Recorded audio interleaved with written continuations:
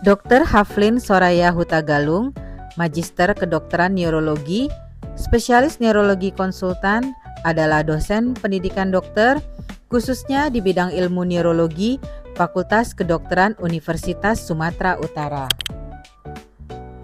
Dr. Haflin Soraya Hutagalung, Magister Kedokteran Neurologi, Spesialis Neurologi Konsultan, telah menyelesaikan Sarjana S1 Pendidikan Dokter di Universitas Sumatera Utara pada tahun 2005 dan telah menyelesaikan Sarjana S2 Bidang Ilmu Magister Kedokteran di Universitas Sumatera Utara pada tahun 2015 dan telah menyelesaikan Pendidikan Spesialis Dokter Neurologi Universitas Sumatera Utara pada tahun 2011 dan telah menyelesaikan Spesialis 2 Neurodegeneratif Universitas Sumatera Utara pada tahun 2023. Halo sahabat pemirsa, pada hari ini saya akan menyampaikan video pembelajaran yang membahas model uji hewan model penyakit Parkinson. Salah satu metode dalam pemberian suatu obat kepada manusia sebelumnya akan dilakukan terlebih dahulu uji coba pada hewan, yang nantinya dapat menjadi acuan pemberian dosis yang tepat pada manusia. Jadi, pada pembelajaran hari ini akan dibahas bagaimana model uji hewan pada penyakit Parkinson. Oke, jadi semuanya silakan mengikuti semua rangkaian pembelajaran hari ini ya, dan diharapkan tidak ada informasi yang tertinggal dari apa yang saya sampaikan pada hari ini. Selanjutnya kita memasuki video pembelajaran tentang model hewan coba penyakit Parkinson.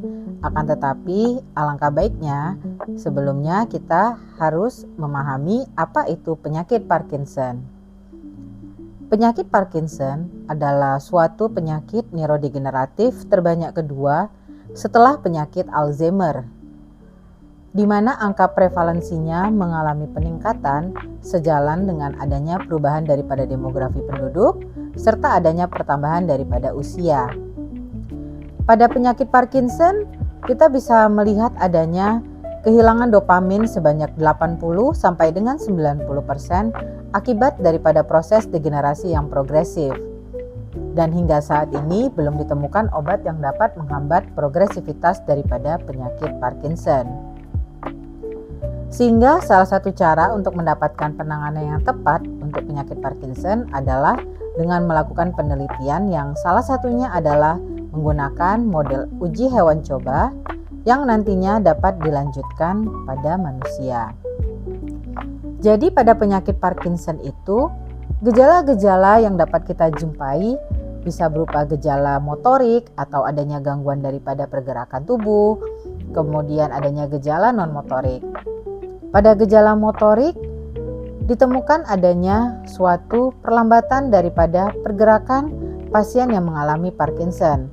Hal ini dapat kita lihat dari cara berjalan pasien, kemudian pada saat melakukan aktivitas seperti menggerakkan kedua tangannya, maka pada salah satu sisi yang mengalami perlambatan akan terlihat dengan jelas. Kemudian kita bisa juga melihat pasien Parkinson mengalami adanya kekakuan atau kita kenal dengan rigiditas. Pada saat berjalan, biasanya pasien Parkinson pada saat awal memula untuk berjalan, dia akan mengalami kesulitan. Kemudian pada saat mulai berjalan, selanjutnya langkahnya kecil-kecil dan terkadang sulit untuk menghentikan pergerakannya. Kemudian gejala motorik lain yang kita bisa jumpai yaitu adanya gerakan tremor atau gemetar. Gerakan tremor ini juga dominan dijumpai pada saat pasien sedang beristirahat. Sebagai contoh, pada saat pasien meletakkan kedua tangannya pada kedua pahanya, maka kita bisa melihat gerakan gemetarnya akan bertambah dengan lebih jelas. Kemudian pada tahap yang lanjut, biasanya pasien Parkinson mengalami adanya ketidakstabilan postural tubuh, di mana pasien mengalami gangguan keseimbangan, sehingga pasien pada tahap lanjut biasanya membutuhkan bantuan daripada orang lain untuk membuatnya bisa berjalan dan dapat melakukan aktivitas sehari-hari. Pada gejala non-motorik, biasanya kita bisa menjumpai adanya gangguan seperti adanya gangguan tidur, kemudian konstipasi atau sulit buang air besar, kemudian adanya depresi, adanya gangguan untuk penciuman atau kita kenal dengan hiposmia, kemudian adanya demensia, dapat kita jumpai pada tahap lanjut perjalanan penyakit Parkinson. Dan biasanya 10 sampai dengan 20 tahun sebelum munculnya suatu gejala motorik pada pasien Parkinson, gejala non-motorik itu lebih awal akan bisa dijumpai pada penderita Parkinson. Terdapat beberapa jenis hewan yang struktur organnya menyerupai manusia, dapat digunakan sebagai hewan coba untuk memahami etiologi, patogenesis, mekanisme molekular, dan menguji potensi terapeutik penyakit Parkinson. Beberapa jenis hewan coba tersebut antara lain adalah jenis hewan primata, tikus atau mencit, zebrafish, dan Drosophila. Terdapat 2 model hewan coba yang lazim digunakan untuk penelitian pada penyakit Parkinson adalah dengan menggunakan tikus atau mencit dengan model neurotoksin dan model genetik. Di mana pada model yang neurotoksin biasanya akan diberikan induksi seperti pemberian daripada induksi 6-hidroksidopamin, kemudian 1-metil, 4-penil 1,2,3,6 tetrahidropiridin atau MPTP, rotenon, dan paraquat.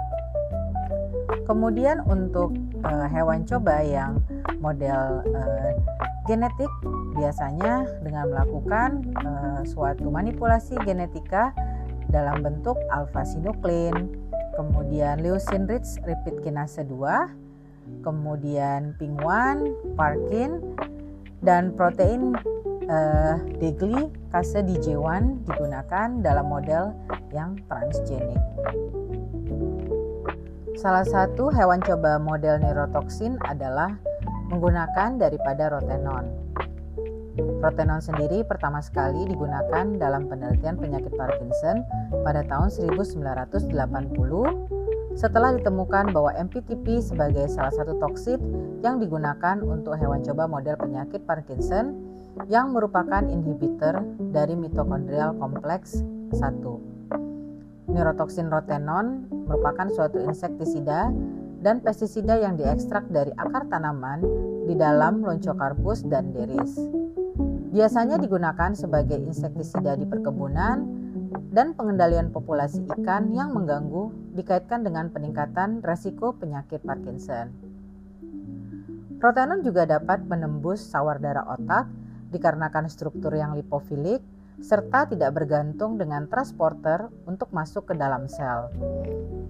Hal ini dapat kita lihat pada gambar berikut, di mana setelah adanya induksi rotenon yang dapat menembus sawar darah otak, maka terjadilah peningkatan daripada reaktif oksigen spesies yang kemudian mengakibatkan terjadinya disfungsi daripada mitokondria, kemudian mengakibatkan terjadinya kematian sel dan muncullah penyakit Parkinson pada hewan coba yang diinduksi dengan rotenon.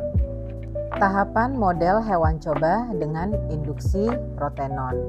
Pertama sekali kita mempersiapkan hewan dan bahan yang akan digunakan dalam proses induksi hewan coba model penyakit Parkinson, di mana hewan yang digunakan adalah tikus dengan strain Sprague-Dawley, kemudian jenis kelaminnya jantan dengan usia 2,5 sampai dengan 3 bulan. Berat badan sekitar 200 sampai dengan 250 gram. Parkinson model dengan menggunakan induksi rotenon di sini adalah dosisnya 1,75 mg per kilogram berat badan yang dilarutkan di dalam sunflower oil. Nantinya diberikan setiap hari selama 7 hari secara intraperitoneal. Setelah kita melakukan induksi rotenon pada tikus model penyakit Parkinson, Hal yang selanjutnya kita lakukan adalah melakukan evaluasi dengan melakukan beberapa behavioral test pada tikus. Antara lain yaitu kita dapat melakukan pemeriksaan locomotor activity chamber test, kemudian ada Morris water maze test, Rotarod test, Barnes dry maze, kemudian balance beam atau wire hang, dan adanya pemeriksaan T-maze test. Beberapa pemeriksaan ini dapat mengevaluasi adanya gangguan motorik ataupun gangguan non-motorik yang terjadi pada tikus model penyakit Parkinson. Pada video pembelajaran hari ini yang akan saya perlihatkan yaitu behavioral test untuk menilai gangguan motorik dengan menggunakan Rotarod test, dan kemudian untuk menilai gangguan non-motorik akan dilakukan pemeriksaan Morris water maze test. Mari kita lihat satu persatu. Pemeriksaan Rotarod test. Pengujian ini dilakukan dengan cara meletakkan tikus pada alat Rotarod dengan kecepatan yang bertingkat yaitu 20 red per menit hingga jatuh tikusnya atau maksimal 3 menit. Uji kinerja motorik dilakukan dengan menggunakan peralatan Rotarod, di mana unit ini terdiri dari spindle yang berputar, sumber tenaga untuk memutar spindle, dan kisi-kisi di bawah roller yang berputar tempat tikus dapat jatuh tanpa cedera. Semua hewan telah dilatih sebelumnya menggunakan peralatan Rotarod untuk mencapai kinerja yang stabil, di mana pelatihan terdiri dari 4 sesi dalam 3 hari berturut-turut dengan protokol akselerasi yang dimulai dari 4 red per menit dan mencapai 40 red per menit dalam 5 menit. Setiap sesi mencakup 3 uji coba yang terpisah dengan setidaknya 20 menit istirahat di antara uji coba. Pada hari ke-7 tes terakhir dilakukan dengan protokol percepatan yang sama dan latensi turun dicatat. Pemeriksaan behavioral test selanjutnya untuk menilai adanya gangguan non-motorik adalah dengan menggunakan Morris water maze test, di mana pengujian ini dilakukan dengan cara meletakkan tikus pada suatu kolam water maze ukuran diameter 150 cm dengan tinggi 100 cm. Morris water maze ini adalah untuk uji fungsi kognitif yang terdiri dari memori kerja, memori referensi spasial, dan proses pembelajaran. Secara singkat, pengujian dilakukan dalam tangki berbentuk lingkaran diameter 150 cm, lalu diisi air pada suhu 24 derajat Celcius hingga kedalaman air 40 cm di ruangan yang gelap dengan platform tak kasat mata. Data dikumpulkan dengan menggunakan kamera video yang dipasang di langit-langit di atas bagian tengah tangki dan dihubungkan ke sistem pelacakan video. Waktu untuk mencapai platform dan jarak yang ditempuh dicatat secara otomatis. Tugas memori kerja mengukur kapasitas untuk mempelajari lokasi platform dan menyimpan informasi ini selama 4 percobaan berturut-turut.